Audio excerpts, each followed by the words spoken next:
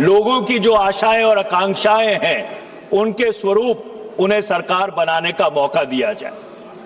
और जब आजादी की उस लौ को जो संविधान के निर्माता थे उन्होंने राष्ट्र निर्माण में उस ऊर्जा को समर्पित किया, उस ऊर्जा को मोड़ा, जो संविधान की परिवेचना में उन्होंने दो अहम बातें कही। सबसे पहले कि भारत एक माननीय सदस्य प्लीज बैठिए। माननीय सदस्य प्लीज। Honourable member. धन्यवाद अध्यक्ष जी। तो मैं कह रहा था कि सबसे पहले जो संविधान निर्माता थे, आपके सदस्यों को बैठे सुने आपको। कोई बात नहीं, सभी सुनेंगे। अध्यक्ष जी, तो संविधान निर्माताओं ने भारत के संविधान की परिवेचना में यह सुनिश्चित किया कि भारत एक संप्रभुता और लोकतांत्रिक गणराज्य के तौर पे गठित किया जाएगा। और जब संविधान का 42वां संशोधन हुआ तो उस परिवेचना में दो और शब्द जोड़े गए, समाजवाद और पंथ निरपेक्षता। और उस स्वरूप में आज वर्ष 2025 में भारत का जो गणतंत्र है, गणराज्य है, ये उस स्वरूप में गठित है। अध्यक्ष जी, भारत के एक लोकतंत्र में, इस लोकतंत्र में दो सबसे बड़े भागीदार हैं। एक अवाम, 98 करोड़ वो लोग जो मतदान करते हैं, और भारत के राजनीतिक दल जो विशेष तौर के ऊपर उस चुनाव में हिस्सा लेते हैं। संविधान के निर्माताओं ने यह सुनिश्चित किया 1946 से लेकर 1939 तक कि धर्म, जात, मजहब, फिरका सबसे ऊपर उठकर हर भारतवासी को, हर भारत के नागरिक को जो 21 साल की उम्र से ज्यादा है, उसे मतदान का हक दिया जाए।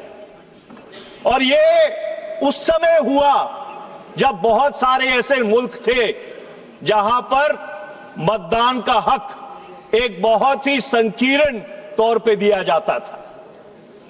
और आज मुझे ये कहने में कोई संकोच नहीं है कि पिछले 78 साल में अगर सबसे बड़ा कोई चुनाव सुधार हुआ, वो भारत के पूर्व प्रधानमंत्री श्री राजीव गांधी जी ने किया, जब उन्होंने 1979 में, 88-79 में, मैं भारतीय राष्ट्रीय छात्र संगठन का राष्ट्रीय अध्यक्ष था, NSUI का, हमारी मांग के ऊपर उन्होंने करोड़ों जो भारत के नौजवान हैं उनको मत का अधिकार दिया, जब मतदान की आयु सीमा 21 से घटाकर 18 वर्ष की गई।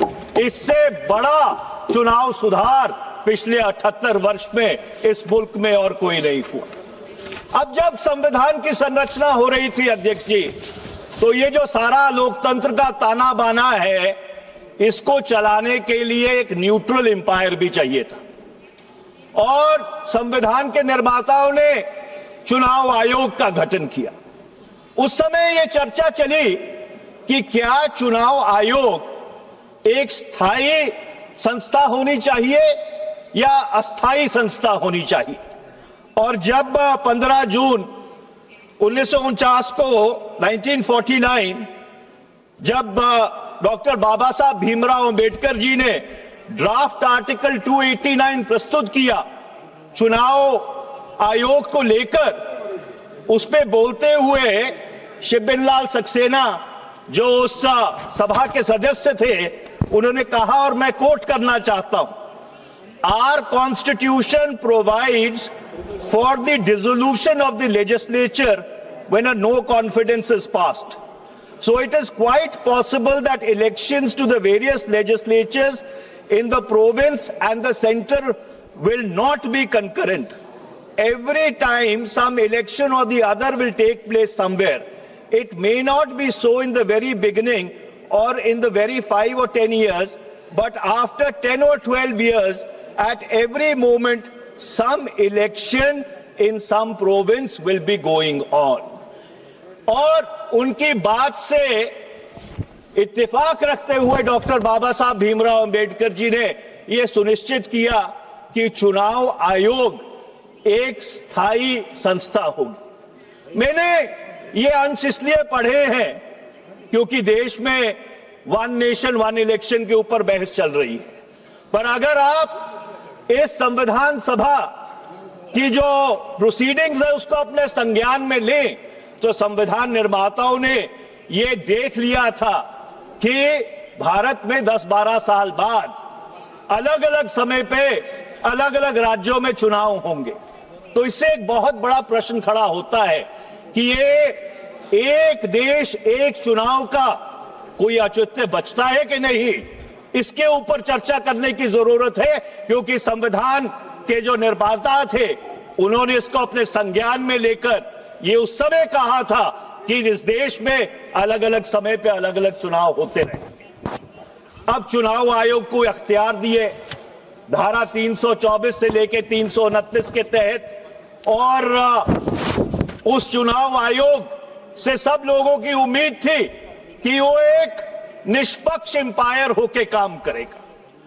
पर मुझे बहुत खेद से ये बात कहनी पड़ रही है, और ये बहुत दुर्भाग्यपूर्ण बात है कि इस साइड पे बैठे बहुत सारे सदस्य और बहुत सारे इस देश में लोग ऐसे हैं जिनको चुनाव आयोग की निष्पक्षता पर आज सवालिया निशान खड़ा करने की जरूरत पड़ रही है।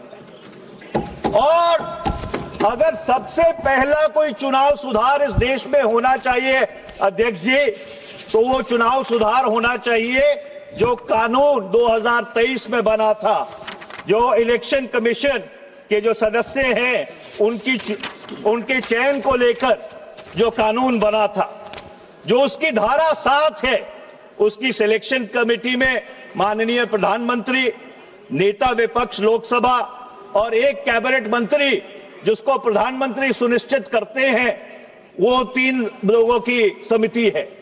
मेरा ये सुझाव है कि इसमें 2 सदस्य और जोड़े जाने चाहिए, एक नेता विपक्ष राज्यसभा और दूसरा नामजद तौर पर भारत के मुख्य न्यायाधीश the chief justice of India.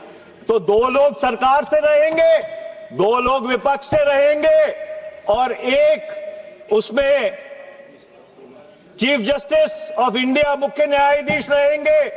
और अध्यक्ष जी, अगर ऐसी समिति बनेगी तो फिर ठीक से खेला होगा, फिर ठीक से खेला होगा। और ये जो लोगों के मन में भ्रम है चुनाव आयोग को लेकर, उसको शांत करने में बहुत एक अहम रोल प्ले करेगा। अब मैं धारा 327 पे आता हूं संविधान की अध्यक्ष जी। धारा 327 जो संविधान की है, उसने संसद को अख्तियार दिए कि वो मतदाता सूची बनाने के लिए डिलिमिटेशन क्षेत्रों की कैसे हो, उसके लिए कानून बना सकती है। और वो कानून इस संसद ने बनाया, representation of people's act 1950, representation of people's act 1951 और रजिस्ट्रेशन ऑफ इलेक्टोरल रूल्स। और आज मैं बहुत खेद के साथ कहना चाह रहा हूं कि देश भर में एसआईआर पे चर्चा है, कई प्रदेशों में एसआईआर हो रहा है, पर मैं बहुत जिम्मेवारी से यह बात कह रहा हूं कि चुनाव आयोग के पास कानूनी तौर पर एसआईआर करवाने का कोई औचित्य नहीं है। और मैं आपको पढ़ के सुनाना चाहता हूं, जो रिप्रेजेंटेशन ऑफ पीपल्स एक्ट है 1950, उसमें चुनाव आयोग ये कहती है कि उनको जो अधिकार है वो सेक्शन 21 से मिलता है। मैं 21 पढ़ के सुनाना चाहता हूं। The electoral roll for each constituency. Mr. Speaker, sir, kindly mark the word each. Each constituency shall be prepared in the prescribed manner by reference to the qualifying date and shall come into force immediately upon its final publication in accordance with the rules made under this act. अब वो the said electoral roll shall unless directed by the election commission etc. ये दूसरे प्रावधान में है. अब तीसरे प्रावधान में रिप्रेजेंटेशन ऑफ पीपल्स एक्ट का जो कानून है जो इस सदन ने बनाया है वो कहता है notwithstanding anything contained in subsection 2, the election commission may at any time, for reasons to be recorded in writing, direct a special revision of the electoral roll for any constituency, not every constituency, for any constituency or part of a constituency in such manner as it may think fit. आगे कानून ये कहता है जो इस सदन ने बनाया है, provided that subject to the other provisions of this act, the electoral roll for the constituency, एक particular constituency, as is in force at that point in time of issue of any such direction, shall continue to be in force until completion of the special revision so directed. अध्यक्ष, इसका क्या मतलब है? इसका मतलब यह है कि ना संविधान में ना कानून में स्पेशल इंटेंसिव रिवीजन का कोई प्रावधान है. ये सिर्फ एक अख्तियार चुनाव आयोग को दिया गया था कि अगर किसी क्षेत्र में कोई गड़बड़ी है इलेक्टोरल रोल के साथ, कोई मतदाता सूची ठीक नहीं है, तो उसको ठीक करने के लिए for reasons to be recorded in writing and reasons to be made public, तो ही आप एसआईआर कर सकते हैं. आप पूरे बिहार के लिए एसआईआर नहीं कर सकते, आप पूरे केरल के लिए एसआईआर नहीं कर सकते, आप पूरे पश्चिम बंगाल के लिए एसआईआर नहीं कर सकते. आप एसआईआर अगर करना चाहते हैं तो हर कॉन्स्टिट्यूएंसी में, हर चुनाव क्षेत्र में अलग अलग जो आपको खामियां लगती हैं, उन खामियों को रिकॉर्ड करके इन राइटिंग उसको सार्वजनिक करके फिर आप कर सकते हैं.